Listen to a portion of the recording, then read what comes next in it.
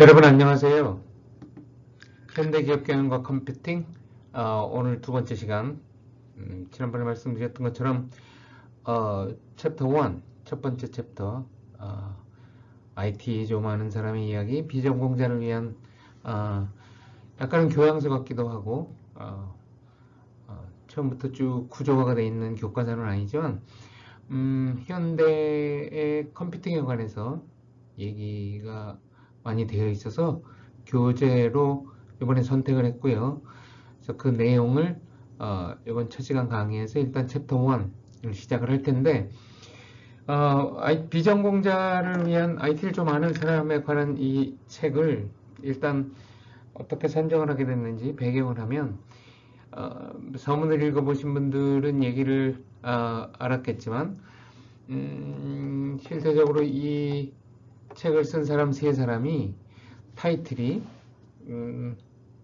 직함이 영어로는 프로덕트 매니저예요. 상품 관리자. 그래서 이전에는 상품 관리자라고 그러면은 뭐 전자제품이나 옷이나 이런 경우에는 그 상품을 개발을 하고 관리를 하고 판매를 하는 사람의 얘기였지만 이 세 사람 다 구글, 페이스북 같은 그 플랫폼 회사들, 좀 이따 설명을 드리겠지만 플랫폼 회사들에서 프로덕트 매니저라는 타이틀은 어떤 서비스를 개발을 하고 서비스를 기획을 하고 서비스를 개발을 하고 서비스를 구축을 하고 서비스적으로 운영을 하고 그 전체적인 프로세스를 전부 관리를 하는 직위예요. 그래서 그런 사람들을 가리켜서 프로덕트 매니저라고 영어로는 쓰고 우리말로는 사실은 그 딱히 딱 맞는 번역이 없는데 한국말로는 요즘 나오는 용어로 IT 서비스 기획, 내는 IT 서비스 기획자라는 말을 많이 써요. 그래서 이 세 사람들의 시각은 사실은 이번에 교양 과목인 현대기업 경영과 컴퓨팅의 교재로 채택을 한 이유는 좀 가벼워요. 소프트웨어를 어떻게 개발할 건지, 뭐 예전에 뭐 프로그래밍을 어떻게 할 건지, 시스템을 어떻게 나중에 설명을 좀 드리겠지만 뭐 아키텍처를 어떻게 만들 것이며 이런 좀 무거운 얘기들이 아니고 굉장히 여러분들한테 스마트 서비스라고 얘기하는 IT 서비스로 다가가는 상품들을 관리하는 사람들이라서 굉장히 여러분들이 쉽게 이해를 하기 쉬운 얘기들을 하고 있어서 이 사람들이 쓴 책을 선정을 했고요. 그래서 그런 맥락에서는 여러분들이 첫째로는 읽기가 좀 읽기 쉬웠으면 좋겠고, 그 다음에 두 번째로는 여기에 덧붙여서 그 내용에 덧붙여서 저는 조금 기술적인 용어들을 가지고 들어와서 이 배경이 되는 얘기, 이 사람들이 썼던 용어가 왜 그런 용어가 됐는지 그 배경이 되는 얘기들을 좀 같이 해 나갈 거예요. 그래서 그런 맥락에서 봐주시면 좋겠고요. 첫째로 첫 번째 챕터, 첫 번째 장 제1장에서의 얘기는 소프트웨어를 어떻게 개발을 하는지에 관한 얘기예요. 그래서 일단은 소프트웨어라고 그러는 것이 연약한, 웨어는 물건이라는 뜻이죠. 물건은 물건이라고 번역을 할 텐데 소프트웨어, 말랑말랑한 물건과 하드웨어, 딱 하자면 그런데 두 개가 뭐가 다른지 얘기를 잠깐 하고, 그 다음에 얘기하는 물렁한 물건의 종류 무엇이고, 이 소프트웨어들이 결국은 시스템들을 구성을 하는 요소 중에 하나인데, 그 시스템이 소프트웨어들로 인해서 플랫폼으로 그 개념 내지는 패러다임이 어떻게 소프트웨어를 개발을 한다고 할 때, 개발을 한다고 영어로는 디벨롭먼트라고 얘기를 하고 우리말로는 개발이라고 얘기를 하는데 시스템을 만드는 거 얘기죠. 그래서 소프트웨어 시스템들을 만들 때 전통적으로 그동안은 어떻게 해왔고 지금 현대적으로 쓰이는 방법은 어떤 방법인지, 그리고 이 두 개의 차이가 왜 발생을 했는지 얘기를 좀 드릴 거예요. 그래서 하드웨어라고 얘기를 하면 뭐 흔히 얘기하는 뭐 딱딱한 물건이라고 얘기를 하는 거, IT 쪽에서 딱딱한 물건이라고 하는 건 사실 컴퓨터죠. 컴퓨터 본체, 뭐 모니터, 마우스, 키보드, 하드디스크, CPU, 램. 20년 전만 해도 이런 것들이 어떤 것들로 구성이 되어 있는지 아주 기초 과목에서 가르쳤었는데, 요즘 여러분들 이미 다 알고 계시죠? 중학교 때도 하고 고등학교 때도 하고. 그래서 이 내용들은 대학교 과목에서는 많이 빠졌어요. 그래서 어쨌든 물리적으로 조작할 수 있는 반면에 그런 하드웨어를 작동을 시키는 소프트웨어, 물렁물렁하다는 얘기는 만져지지 않는 거, 딱딱하지 않은 것들을 그 프로그램이라는 말도 쓰고 애플리케이션이라는 말도 쓰고 시스템이라는 말도 사실은 소프트웨어들을 더 많이 가르치죠, 하드웨어보다는. 그리고 그래서 소프트웨어 종류라고 얘기를 하면 요전 하드웨어가 그 응용 프로그램인데,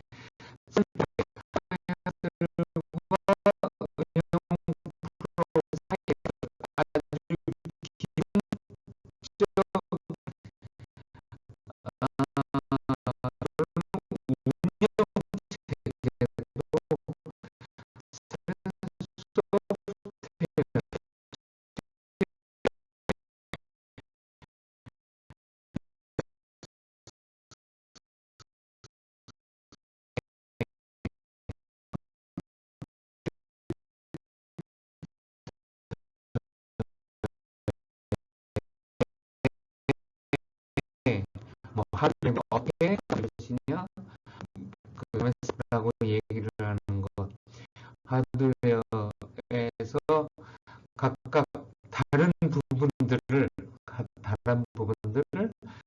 어떻게 활용을 할 것이고 응용을 할 것이고, 거기에 여기는 그 컴퓨터는 이제 데이터와 정보가 주니까 정보들을 어떻게 저장할 것인가 하는 아주 기초적인 기능들을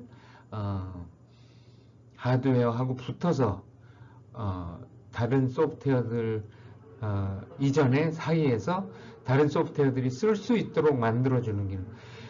이런 것들이 왜 필요하겠어요? 소프트웨어에서 예전에는 직접적으로 이런 것들을 관할을 했었는데, 관할을 하다 보니까 이 기능들은 자주 쓰는 기능들, 어떤 소프트웨어에서든, 예를 들면 뭐 워드에서도 저장을 해야 되고 파워포인트에서도 저장을 해야 되고 엑셀에서도 저장을 해야 되니까, 저장을 하는 기능들을 오퍼레이팅 시스템에서 그 공통된 기능들을 오퍼레이팅 시스템이 사실은 아주 기본적인 소프트웨어고요.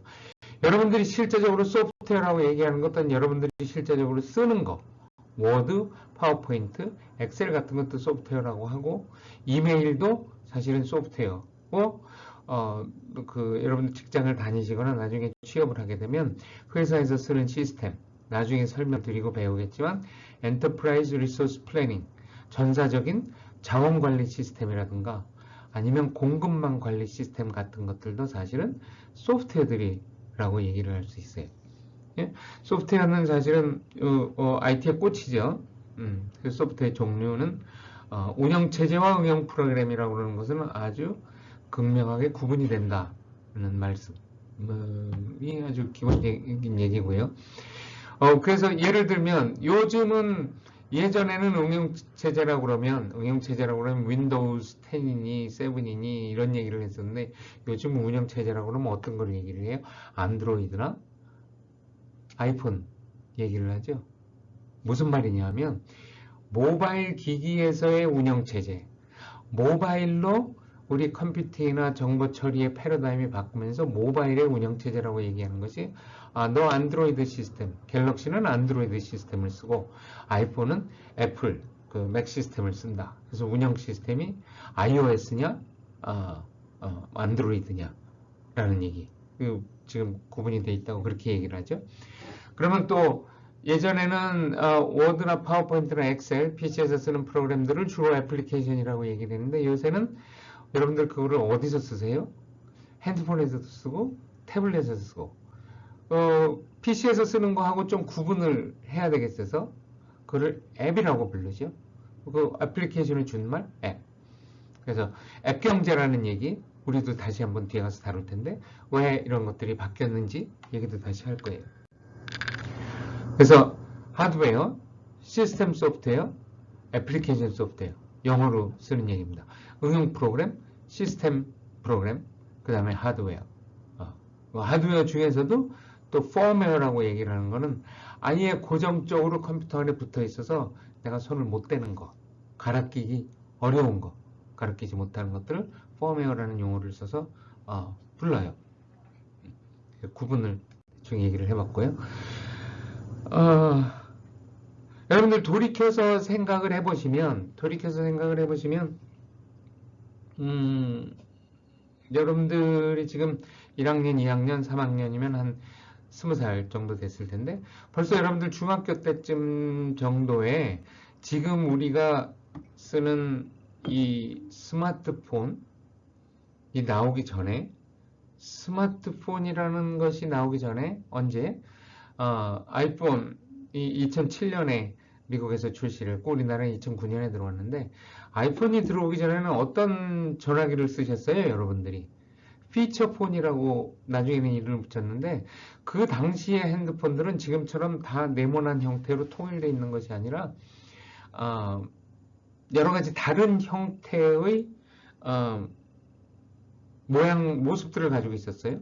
피처폰이라고 얘기하는 거. 뭐 폴더폰도 있고 플립폰도 있고 슬라이딩폰도 있고 뭐 돌리는 것도 있고 내가 기억나는 건 옛날에 가로본능이라는 것도 있었고 그 다음에 각 전화기의 운영 시스템이라고 그러는 것들이 서로 달랐어요. 그죠? 지금은 운영 시스템, 모바일에서 운영 시스템 체계가 두 개를 통일했고 역시 PC에 있어서도 네가 맥이냐 IBM PC냐 하는 걸로 운영 체제가 두 개로 통일이 됐어요. 예? 그전엔 여러 가지가 있었는데. 그래서 통일이 안 돼 있었던 시절, 표준화가 안 돼 있었던 시절에는 시스템이 중심이었던 세상이었고 그 각각의 시스템에서 왜냐하면 한 시스템에서 다른 시스템으로 데이터를 쉽게 옮길 수가 없었던 시절이에요. PC의 경우도 사실은 그랬죠. PC는 어떻게 옮겼어요? 플라피 디스크 같은 걸로 파일들을 옮겼던 시절. 그 다음에 또 양식이 안 맞으면 요즘도 가끔 그런 일 생기는데 맥하고 IBM PC하고 서로 파일이 교환이 안 되거나 하는 일들이 요즘은 가끔 생기는데 옛날에는 그것들이 큰 문제였어요. 무슨 말이냐 하면 시스템이 다 별도로 서로 섬처럼 떨어져 있는 시스템이었는데 비해서 지금은 플랫폼이라는 용어를 쓰는데 뭐 비유적으로 얘기하면 정보들을 모아서 정보들이 대륙처럼 내지는 바다처럼 형태로 구성이 된 플랫폼이라는 용어를 많이 써요. 이거를 어떻게 설명을 하냐 하면 시스템에서 플랫폼으로 패러다임이 바뀌었다고 얘기도 하고 또 기술적인 특성이 바뀌었다고 얘기도 해요.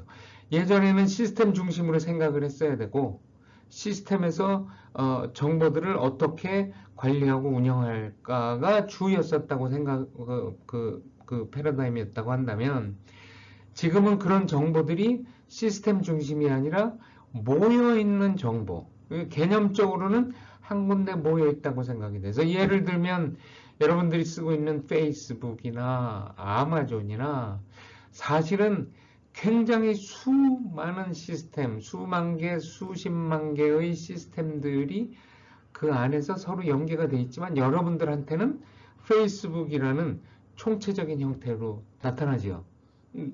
많이 보셨죠? 뭐 페이스북이 우리나라에 서버팜도 만들고 뭐 클라우드 서버도 들여왔다고 얘기를 할 때 개념적으로는 여러분들이 보기에는 하나지만 사실은 그 안에 수많은 시스템들이 들어가 있죠. 그래서 같이 조화롭게 움직이는 형태, 데이터들도 같이 모여있는 형태가 사실은 되기 시작을 한 게 이런 말 하기는 좀 자존심은 상하지만 아이폰이 나온 이후에 플랫폼 세상이 되었어요. 플랫폼이란 용어는 어원을 보자면 플랫이라고 하는 용어는 구획이나 땅이라고 하는 얘기예요. 그리고 폼이라고 하는 형태, 구획이 돼서 형태로 나타난 거. 그래서 예전에 플랫폼이라는 용어는 버스 정류장, 기차 정거장, 지하철역 같은데 지금도 플랫폼이라는 말 쓰지요. 기차가 들어오는 플랫폼. 왜? 똑같이 생긴 기차가 똑같은 레일을 가지고 똑같은 사이즈에 똑같은 중량과 똑같은 스펙을 그 스펙이라고 얘기를 하죠. 사양을 가진 것들이 거기에 들어오고 나가고 들어오고 나가고 들어오고 나가고 하는 거라서 플랫폼이라는 용어를 우리 시스템 쪽에서도 빌려서 쓰기 시작했고요. 그래서 예전에는 하드웨어 플랫폼이라고 얘기하면 실제 생활 속에서 접하는 다양한 부분의 물리적인 구조물들을 얘기를 했었어요. 뭐 기차역, 다이빙대, 원유 시추 구조물, 뭐 우주 발사대 이런 것들을 플랫폼이라고 얘기했고 그 다음에 나왔던 플랫폼의 개념들은 뭐 윈도우즈 10, iOS, 안드로이드 같은 것들이 소프트웨어 플랫폼이죠. 운영 시스템이죠. 플랫폼이라고 얘기를 하는 것은 다른 형태의 소프트웨어들이 이 플랫폼을 가지고 자기네들이 쓸 수 있는 다른 일들. 기차가 들어와서 이동을 할 수 있고 그 다음에 윈도우 10 위에 마이크로소프트 워드가 들어와서 작동을 하고 하는 플랫폼을 하다가 요즘은 응용 소프트웨어 플랫폼들이 생겨났죠. 애플리케이션들이 작동하는 기본이 되는 운영체제 OS가 아니라 페이스북, 트위터, 인스타그램 같은 것들은 실제적으로 우리가 쓰는 형태의 응용 프로그램들을 모아놔 있어요. 그죠? 페이스북에 여러분들이 다 모여서 요즘 또 어떤 것들이 있어요? 메타버스라고 얘기를 하는 거. 뭐 유니버스, 메타버스, 유니버스의 메타 버전이라고 얘기를 하는 메타버스의 움직임들은 또 역시 시스템들은 여러 개로 구성이 되어 있지만 개념적으로는 우리가 하나의 우주에서 우리를 그 대표하는 아바타들 형태로 만들어서 움직여보자. 어디 가상세계의 플랫폼이다. 라는 용어를 쓰고 있죠. 그런 의미에서 이제 플랫폼이라는 용어를 쓰고요.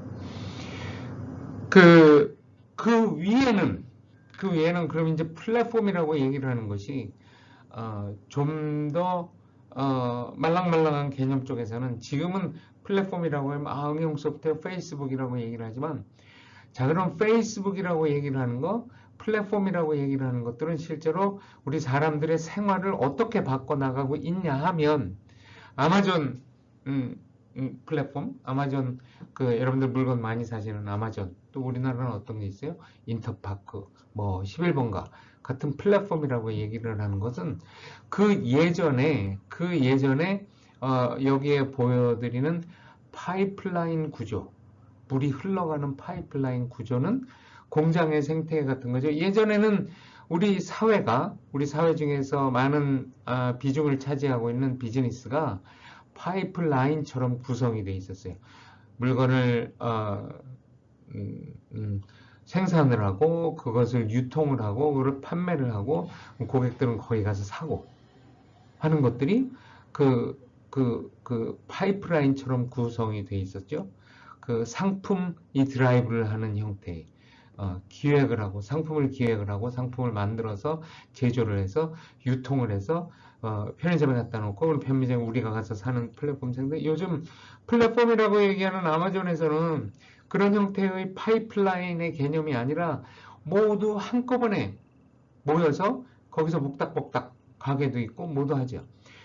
물론 파이프라인 구조가 있죠. 물건이 밑에서는 움직여야 되니까 파이프라인 구조는 있는데 실제적으로 우리가 인지를 하는 생태계는 플랫폼의 생태계, 여러 사람들이 다 같이 모여서 그 안에서 복닥복닥하는 생태계가 구성이 되어 있고 그 밑에 그러면 이 생태계 밑에서 파이프라인들은 어떻게 움직이냐? 파이프라인의 모습도 예전과 달리 예전에는 누가 생산을 하고 누가 유통을 하고 누가 그거를 어떤 창고에 갖다 놨다가 그거를 어떻게 마케팅을 하고 어떻게 팔 건지 상품을 팔 건지라고 얘기를 하는데 요즘은 이 파이프라인 스트럭처가 아마존 같은 데서는 파이프라인의 구조가 다 없어지고 그냥 생산자가 생산을 해서 그 자리에 가지고 있다가 유통시키는 것도 훨씬 나중에 흔히 얘기하는 실시간으로 리얼타임으로 내지는 소비자가 산다는 의사를 밝히고 물건을 샀을 때 유통을 시작하죠. 그 예전에 이 파이프라인이라고 생각하던 스트럭처가 없어졌어요. 무슨 말씀인지 아시겠어요? 이 우리가 현대 기업 경영과 컴퓨팅을 얘기를 하는 것은 실제적인 우리 사회의 구조나 사회의 움직임이 컴퓨팅이 들어와서 어떻게 바꾸고 있는지, 단순히 유통 구조만 바꾸는 것이 문제가 아니고, 유통 구조가 바뀌면 유통 구조에 붙어 있는 비즈니스들의 숫자가 바뀌고, 거기서 일하는 사람들이 바뀌고, 그 사람들이 일하는 방식이 바뀌고, 각각 다른 형태의 산업 분화가 새롭게 일어나기 때문에, 이런 플랫폼으로의 변화는 사실은 굉장히 큰 변화를 일으키고 있어요. 플랫폼 생태계라고 얘기를 하는 것이 지금 산업 구조 전체를 바꾸고 있다는 하이레벨의 얘기고요. 그 다음에 그거를 다시 기술 속으로 다시 내려와서 조금 생각을 해보면, 요즘 여러분들이 IT나 정보통신 기술이라고 신문지상에서 듣고 있는 클라우드, 그 다음에 빅데이터 애널리틱스, 그 다음에 모바일 컴퓨팅, 그 다음에 소셜 미디어, 그 다음에 사물 인터넷, 만물 인터넷, 사물 인터넷이라고 하는 인터넷 오브 띵스, 그 다음에 AI, 아티피셜 인텔리전스 같은 것들이 전부 사실은 이 플랫폼 생태계라고 얘기를 하는 것을 전제로 하고 있는 기술이에요. 개념화가 되고 연구가 되기는 20년 전, 30년 전, 40년 전부터 우리들, 학자들이나 연구자들은 그런 얘기를 했었지만, 실제적으로 이것들을 구현을 하고 개발을 하고 상용화해서 쓸 수 있는 형태로 쓰기 시작한 것이 길게 봐야 10년, 짧게 보면 5년, 더 짧게 보면 이제 한 2, 3년. 그래서 오히려 앞으로 더 큰 변화를 일으킬 거라고 얘기를 하고 있어요. 이런 맥락에서 이 책을 쓴 프로덕트 매니저라고 얘기를 하는 사람들, 서비스 기획자라고 얘기를 하는 사람들의 역할이 중요해지고, 그 다음에 현대기업 경영에 있어서도 IT 서비스 기획이라고 하는 그 직업들이 새로 생겨나고, 이런 직군들이 숫자들이 많이 늘어나고 있어요. 그래서 소프트웨어 개발이라고 얘기를 하는 것이 이제 책의 내용으로 좀 돌아가면, 전통적으로는 우리가 기한을 한 2년이고 3년이고 두고, 왜냐하면 시스템도 크고 지금처럼 이렇게 서로 상호 호환이 되는 기술들이 많지 않았으니까 요구사항을 분석을 하고, 그걸 시스템을 설계를 하고, 그 시스템의 구조를, 아키텍처라고 얘기하는 구조를 설계를 하고, 그 다음에 각각의 모드를 설계를 하고, 구현이라고 얘기를 하는 건 이제 프로그래밍은 사실 2단계에서 일어나죠. 2단계에서 구현하는 단계에서, 그 다음에 그거를 각각의 모듈별로 단위 테스트를 하고, 또 통합 테스트를 하고, 시스템 테스트를 하고, 인수 테스트를 한 다음에 그 다음에 이제 메인테넌스 페이지로 들어가는 거예요. 보통은 시스템에 따라서는 다른데, 요즘도 이런 시스템들이 있죠. 예를 들면 은행의 시스템, 중요한 시스템이고 큰 시스템들 같은 경우 이런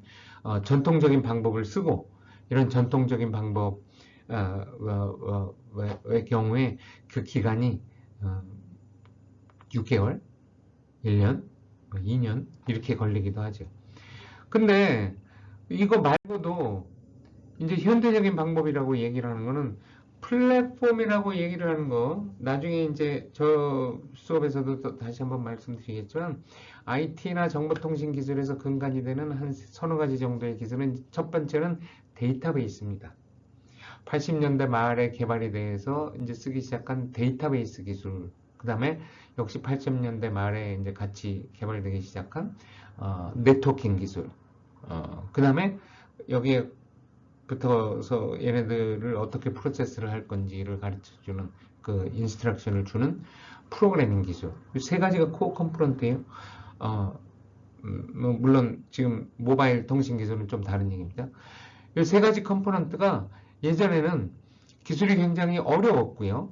그 다음에 그것들이 만들기가 쉽지는 않아요, 지금도. 예를 들어서 데이터베이스를 구축을 한다고 그러는 거, 여러분들 뭐 주민등록 데이터베이스를 구축을 하거나 은행의 데이터베이스 구축을 한다 그러는 거는 굉장히 심각하고 시간이 많이 들어가는 작업입니다.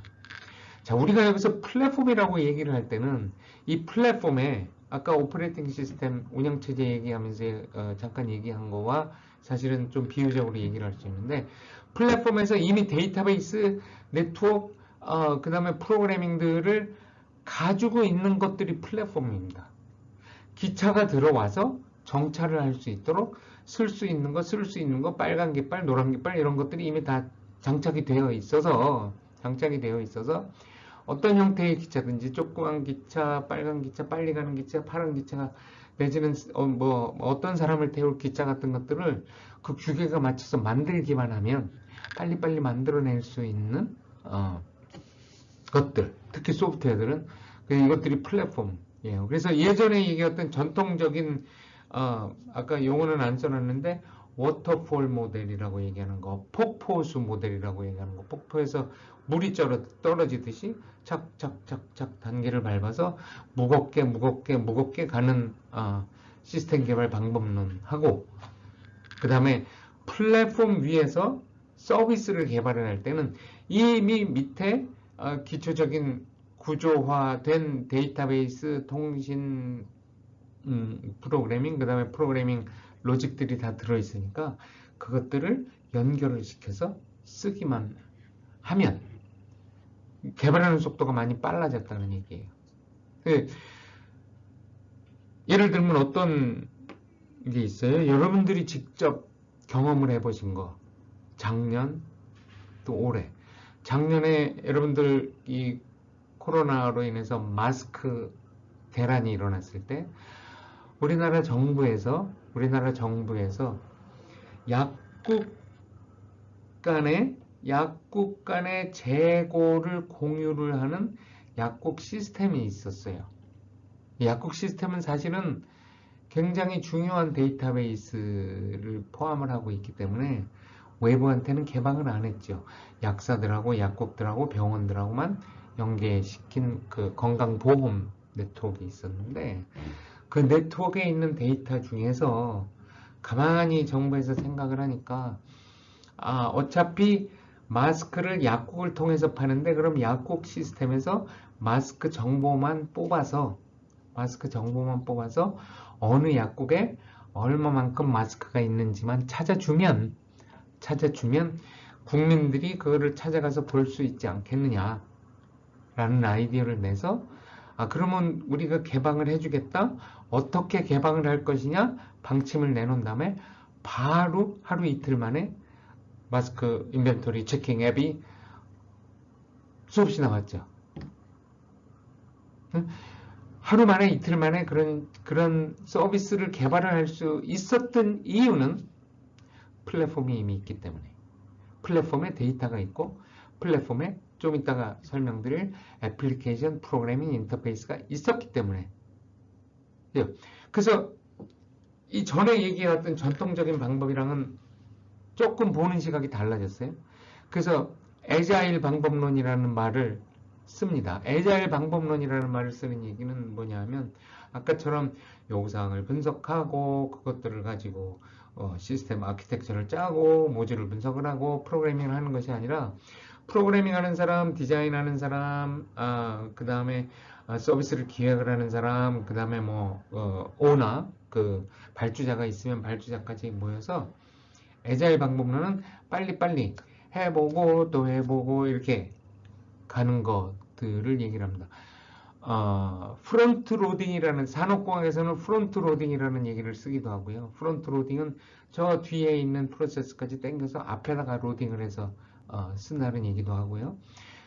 프론트 로딩이라는 용어도 쓰기도 하고 애자일 방법론이라고 쓰기도 하고. 그래서 방법론 책마다 조금씩 다른데, 애자일 방법론의 아주 극단적인 케이스는 매일 아침 요 네 사람이 모여서 회의를 하라고 그래요. 왜 모여서 어떤 회의를, 내가 어저께 뭐를 했고 그것 때문에 서비스가 뭐가 바뀌었고 그것 때문에 디자인은 뭐가 바뀌었고 디자인이 뭐가 바뀌면 개발은 뭐를 바꿔야 되고 프로그래밍은 어떻게 다시 또 수정을 해야 되고 같은 얘기들을 매일 하라고 얘기도 합니다. 세상이 좋아졌죠. 사용이 좋아진 건가요?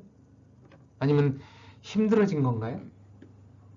어쨌든 사용자 입장에서는 편해졌어요.